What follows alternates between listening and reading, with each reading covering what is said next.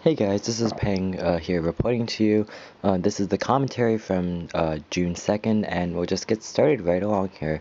Um, I also expect to see videos every day this week, or most days, because I just won't have time this week. Finals are this week and next week, but next week will be better.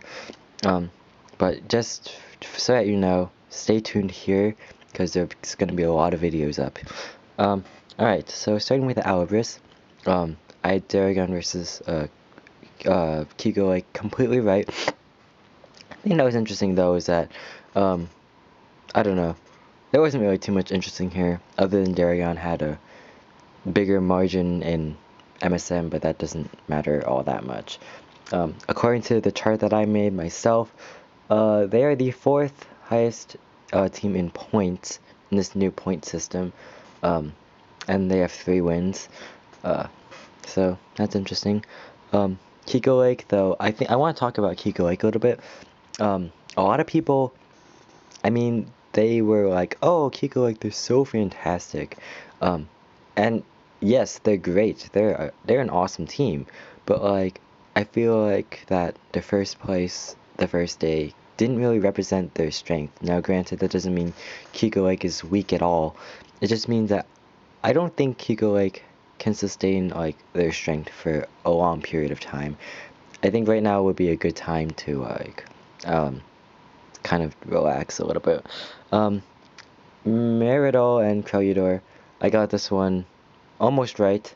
I just had one game off. The exact same results happened both days.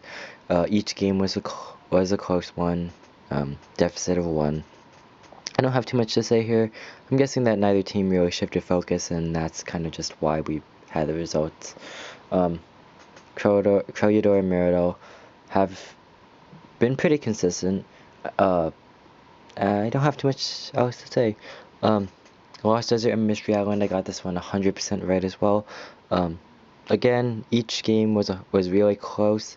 Uh, I think this kind of separates LD and Mystery Island a little bit, um, in that LD I don't think is out of the competition by any means, and they just got placed in a rather competitive bracket.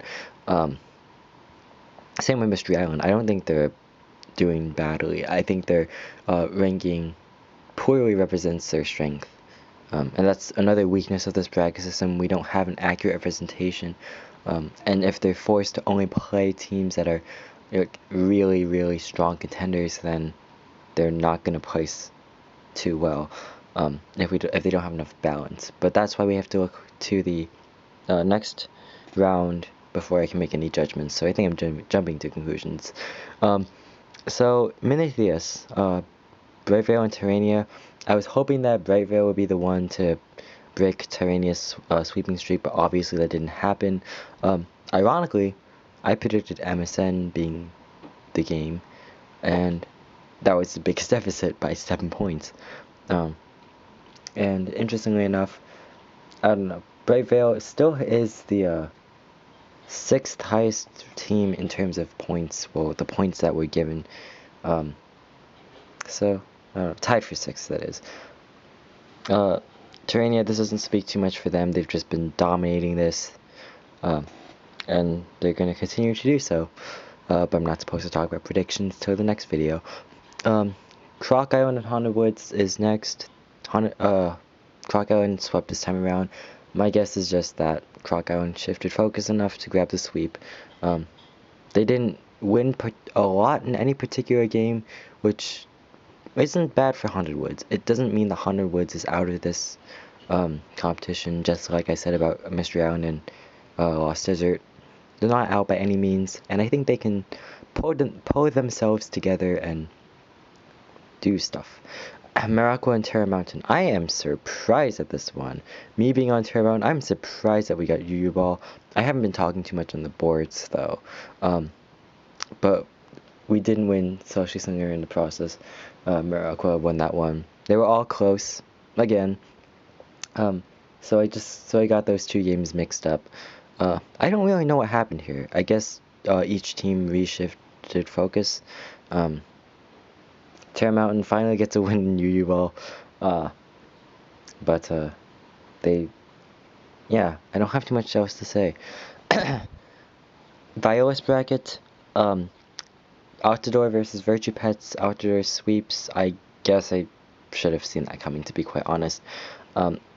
Altador's highest point game, this match was MSN, which is Virtue Pet's strongest game, so that indicates how much they played. And Virtue Pets, they played hardest in MSN as well, trying to defend their game. Yeah. I also want to note right now, this is a really weird time to note this, but again, 0 draws. I don't think draws are possible. Even last year, I think draws were possible, which speaks volumes about how pretty messed up this year is. Moving on to Fairyland and Malterra. This was incredibly botched. I just completely butchered the predictions other than Malterra, who won their strongest game. Fairyland winning UU Ball might signify things, considering that UU Ball was likely the focus and that Fairyland pulled ahead. Both teams scored very high. They scored high in comparison to the other games, with the exception of Shootout Showdown, which was the same. Interesting, though, because there was no bonus that day.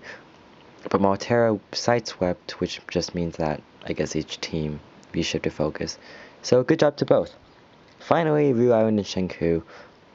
Alright. Rue Island sweeps, and I guess both teams played pretty hard, considering looking at the scores. And this doesn't say too much about either team. Shenku is still, I think, rising as far as I can distinguish. And Rue Island's just beasting it out.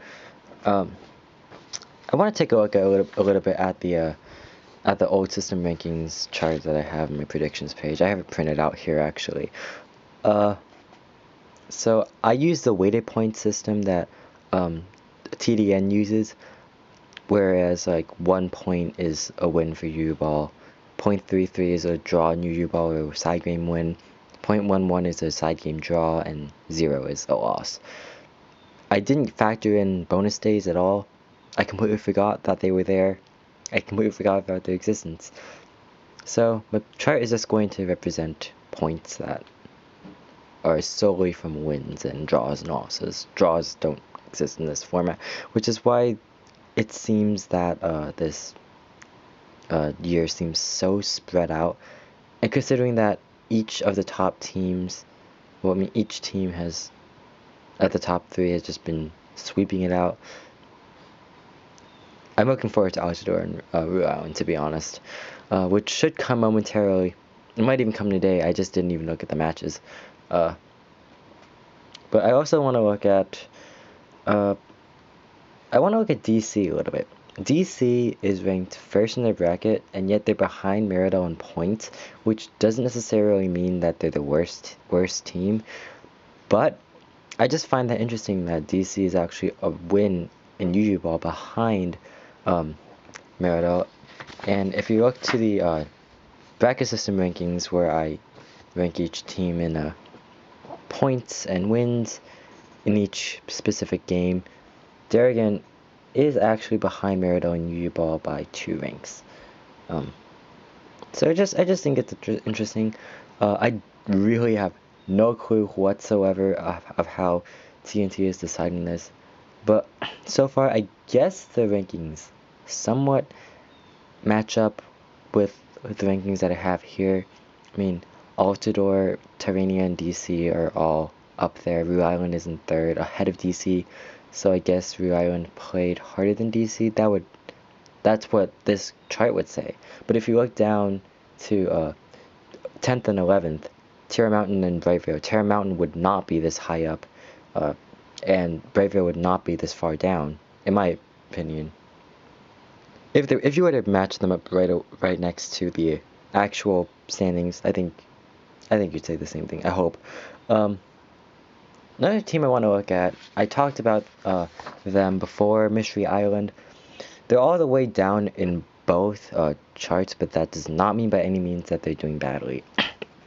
It's just that they got stuck in this bracket, and they're in it until day 6 ends, and that it's when hopefully they can start getting some wins and start moving up in points, because it doesn't look like right now that the bracket system is helping them. I still think that these are pretty imbalanced. Oh gosh, it's been over 10 minutes. I did not expect this commentary to go on for long, but I mean, I talked a little bit about other stuff too. So, I mean, that was the door, don't mind me. But I don't have much else to say. I will see you in the next video. Not really see you, because this is just my voice. I will see you in the next video where I talk about the predictions for today, June 3rd. Bye.